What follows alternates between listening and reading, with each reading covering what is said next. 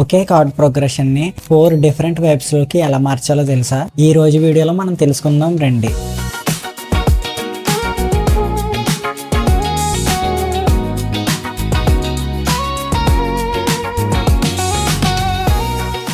So ఇవి మనకి normal cards అన్నమాట.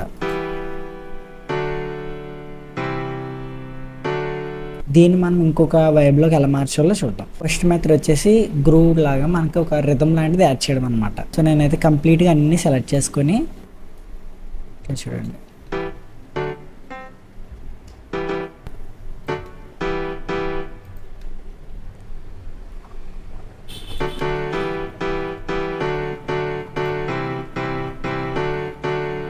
సో ఇప్పుడు చూడండి మనకి వైబ్ అన్నది చేంజ్ అయింది అనమాట.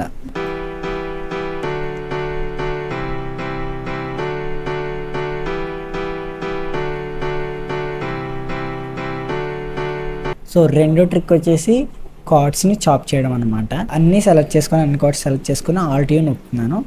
సో మనకి ఇప్పుడు ఆటోమేటిక్గా చాప్స్ అయితే అయిపోతుంది అనమాట. సో విందాం.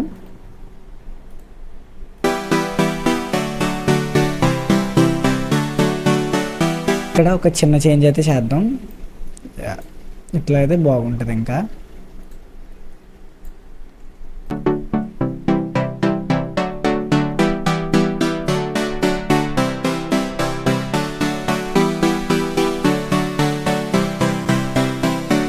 సో మూడో ట్రిక్ వచ్చేసి ట్రిప్లెట్స్ ఫీల్ అనమాట. లైక్ ఇక్కడ చూడండి, ఇప్పుడు 4 షాప్స్ అయితే చేసాం వన్ కార్డ్ని.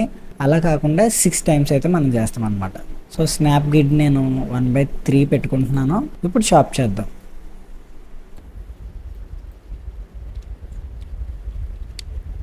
సో ఇప్పుడు చూడండి మనకి చేంజ్ అయితే అవుతుంది ఫీల్.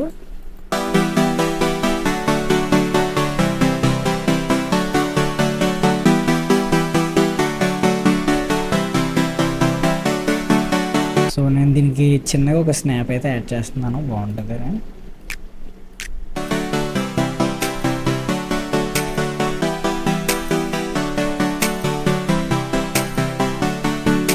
ఓకే, నాలుగో ట్రిక్ వచ్చేసి కార్డ్స్ యొక్క పొజిషన్ చేంజ్ చేయడం అనమాట. ఇప్పుడు నేను ఏం చేస్తానంటే ఫస్ట్ కార్డ్ ఉంది కదా, సో దీనికి కొంచెం లెంత్ అయితే తగ్గిస్తాను అనమాట.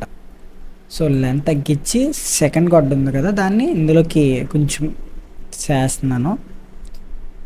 సో సేమ్ మళ్ళీ కార్డ్ ఒక లెంత్ తగ్గిస్తున్నాను, మళ్ళీ కార్డ్ అయితే ఇక్కడ కొంచెం ఇన్సర్ట్ చేస్తున్నాను అనమాట. సో మీకు ఇట్లా కనిపిస్తుంది. ఇప్పుడు చూడండి మనకి కొంచెం ఫీల్ మారుతుంది.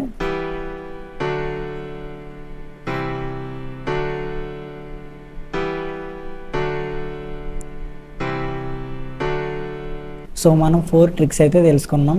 మీరు ఈ ట్రిక్స్ యూజ్ చేసి ఇంకా దీని ద్వారా మీకు మెలోడీ క్రియేషన్ కానీ మీ బీట్స్ కానీ కొంచెం కొత్తదనంగా ఉంటుంది అనమాట. సో మీరు కూడా ఇంకా దీన్ని ఇంప్రూవైజ్ అయితే చేయొచ్చు, మెలోడీ యాడ్ చేసి బేస్ లైన్ యాడ్ చేసి. సో మంచిగా చేయడానికి మీకు ఇంకా ఫ్రెష్ ఐడియాస్ అయితే వస్తాయి. ఈ వీడియో మీకు నచ్చితే కనుక లైక్ చేసి షేర్ చేసి సబ్స్క్రైబ్ చేయండి. మళ్ళీ మనం నెక్స్ట్ వీడియోలో కలుసుకుందాం. Until then bye bye.